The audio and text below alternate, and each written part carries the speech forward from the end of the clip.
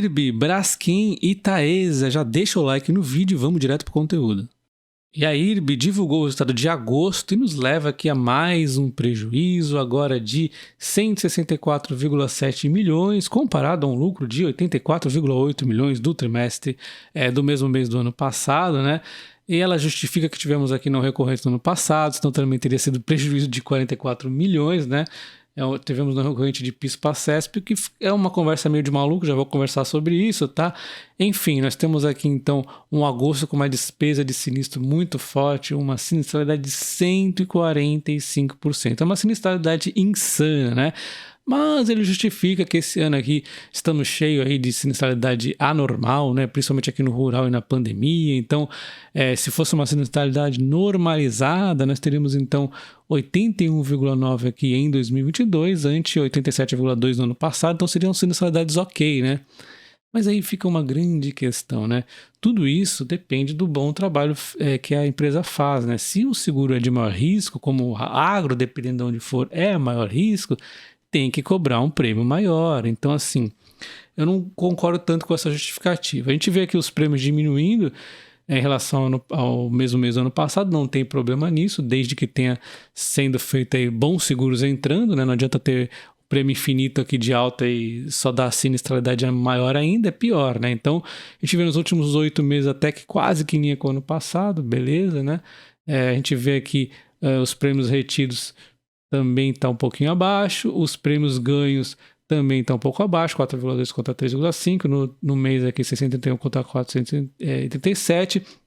A gente tem um resultado de underwriting aqui de menos 47 para menos 299, e aí fica aquela questão, né? Eu gostaria, a gente só vai ver no resultado trimestral o quanto que está aqui dentro, né? O quanto que tem aquela limpeza de seguros, aqueles seguros exatamente que só dão problema, né? Então, a gente gostaria de saber melhor. No resultado trimestral a gente vai ter a resposta disso para ter uma maior clareza. Por enquanto aqui vendo os números nu e cru, é bem feio, né? A gente vê aqui, então, o lucro líquido negativo, né? Nesse trimestre, nesse mês de menos 64,7 milhões, e no passado aí foi 84,8 milhões positivos, e a empresa justifica com um papo muito mal, que é normal a empresa falar isso, né? Nós tivemos não recorrentes no mês passado, e por isso que tem uma comparação forte. Lá teria sido, então, 44,2 milhões negativos. Mas é papo de maluco, né? Você falar que, puxa, esse mês foi negativo, mas o outro também teria sido. Então, assim, são vários meses negativos, e no final das contas, a gente tá vendo prejuízo na empresa, né? Então, é coisa de maluco. A gente vê aqui o índice de sinistralidade, né? 145%, né? Então, às vezes ela ameaça aí dar uma melhoradinha, já dá uma piorada. Nos meses de 2022 está 107%, está muito alto. No 2021 estava 87,2%. Então, a gente viu sim, verdade, que o setor agro está pegando forte aí, né? Ela fez limpeza em vários sinistros ruins, se livrou, acabou sobrando alguns agros ainda. Esses agros deu muito ruim, ela deu azar, vamos diga-se de passagem, mas assim, nós vimos a BB Seguridade sofrendo com o agro. O que aconteceu? O resultado caiu um pouquinho, mas se você não olhou no detalhe, você nem percebeu isso, né? Eu até comentei nos últimos vídeos aí, a gente já viu até uma melhoradinha ali na sinistralidade dos seguros do agro. A empresa, puxa, chegou a cair um momento, a pandemia atrapalhou até mais do que o agro, porque são seguros aí bons, né? Então, assim, não chegou a passar de 100% a sinistralidade, né? Então, se o seguro é arriscado, você tem que cobrar prêmios maiores, né? Então, será que a empresa está fazendo isso agora? A gente tem que ficar muito atento a isso. O fato é que a BB Seguridade já vinha vendo certa melhora aqui no seguro agro. Vamos ver se vai acontecer com a IRB. Por enquanto eu não estou vendo. Tá vendo a agro aí atrapalhando bastante ainda, né? Então a gente vê aqui as cotações da IRB, ela vem caindo bastante, querendo fazer uma estabilidade aqui, né? Pós-IPO aí, no mínimo R$1, né? Assim, se ela cair abaixo de R$1, vai ser aquele problema, né? Pode vir futuramente aí, se ficar 30 pregões abaixo, aquele junção lá, agrupamento, né?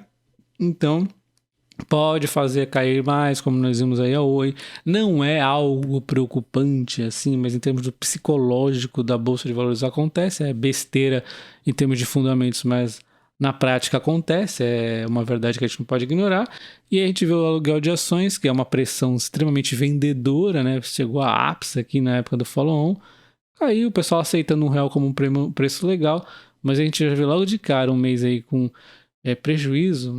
Então, vamos ver como é que sai o resultado trimestral, qual as justificativas da empresa, mas é um perigo aí a questão aí do como que o mercado vai aceitar isso, né? Eu gostaria que a empresa ficasse a R$1.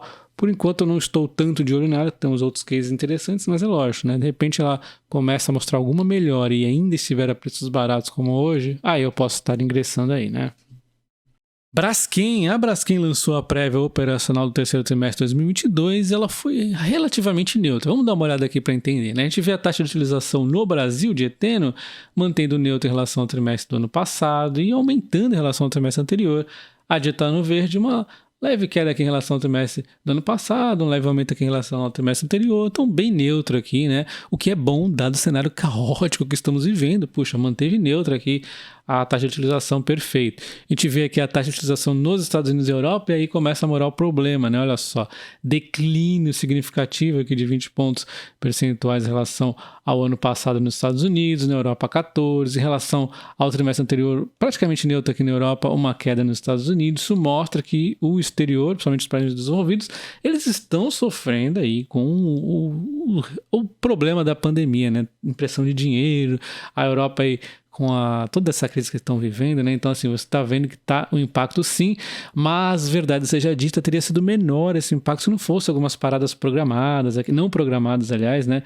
Que acabaram atrapalhando um pouquinho. Então, assim, tem um pouquinho de não recorrente, mas de qualquer forma, isso nos deixa um certo alerta aí, né? No México, a gente vê aumentando, então, olha só.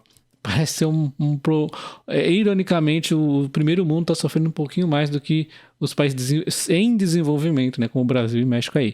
A gente vê o desempenho comercial aqui do Brasil foi bem, olha só, as vendas aqui no Brasil aumentaram um pouquinho em relação ao ano passado, 1%, em relação ao trimestre anterior, 2%, mas ó, as vendas por exterior de resinas, né, caiu 17%, caiu mais 18% agora, então não tá tão bem assim, né? Caindo 18% em relação ao 17% aqui nos dois trimestres, praticamente em média aí, né? Então, isso mostra que o exterior está cambaleando, confirmado pelas vendas aqui no exterior, que a Braskem tem, 14% aqui caindo nos Estados Unidos, caindo 7% na Europa, né? Ainda, na Europa até deu uma recuperadinha aqui em relação ao trimestre anterior, mas nos Estados Unidos ainda caindo um pouco mais, tá? Então, você vê que realmente está um pouquinho aí instável o cenário econômico aí no mundo, mas o principal ponto, embora tenha sido a demanda, nós tínhamos outros problemas aí, né, devido à questão da desestocagem, disponibilidade aí de produto para venda, com paradas não programadas, mas de qualquer forma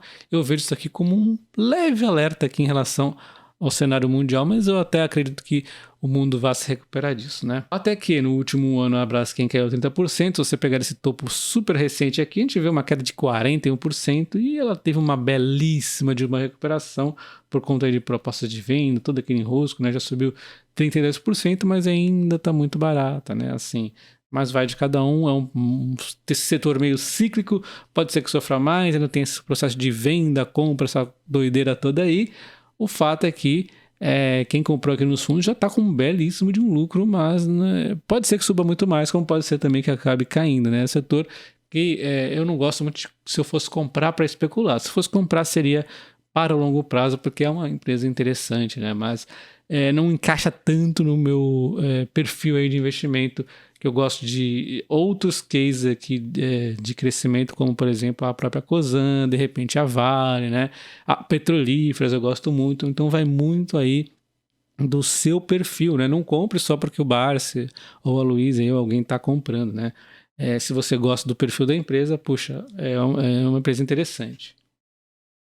Taesa, comprei 100 ações da Taesa e um dos motivos foi o mapa do dividendo inteligente, não foi o principal, mas foi um deles, que ela costuma anunciar dividendos em novembro e em dezembro, né? Também tem abril, maio e agosto, então pela proximidade do anúncio eu já gosto de ter a Taesa aí na minha carteira, mas o principal motivo também foi a forma como eu atuo aí na bolsa, tá?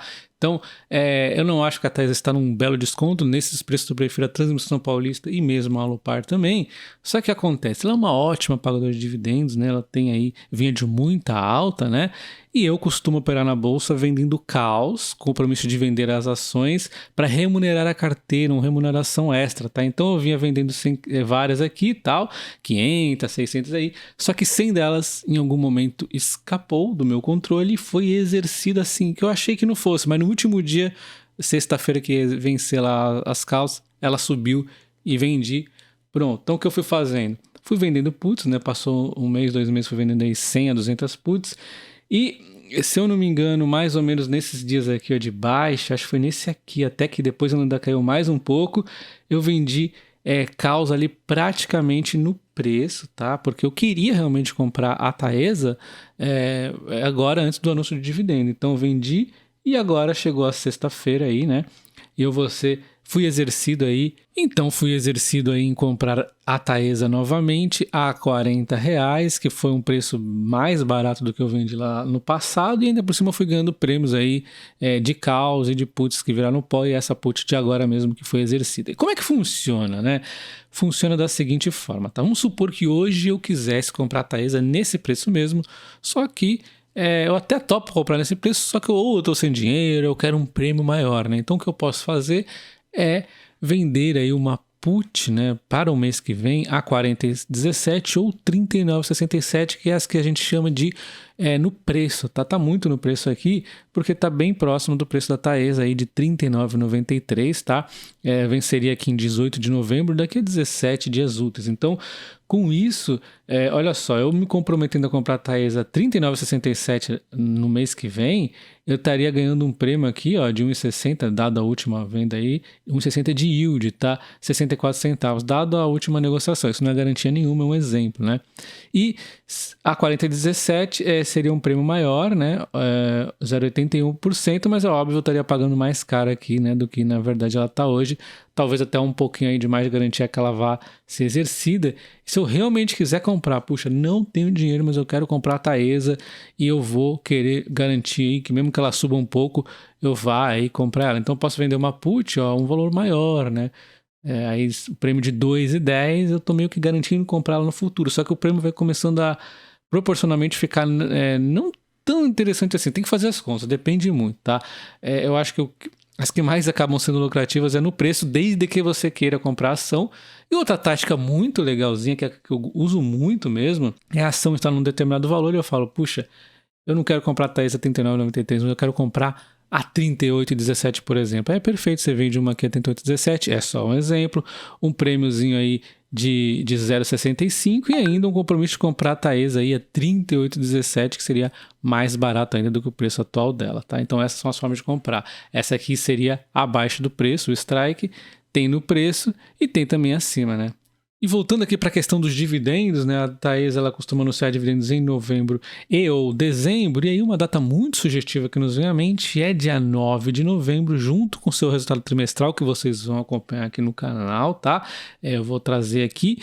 E assim, não há certeza que ela vai anunciar o dividendo nesse dia, mas é uma probabilidade. A gente viu que em 2020 ela anunciou aí em novembro, ó, teve dividendos em novembro bonitinho, anunciado antes da Datacom, né? E já aqui em 2021 não tivemos, né, o dividendo junto com o resultado trimestral, mas pouco depois ela acabou anunciando, tá? O dividendo teve normal e foi um ano de muito bom dividendo, né? Não precisou ter exatamente em novembro também, como nós tivemos em 2020 os 2 meses aqui, né?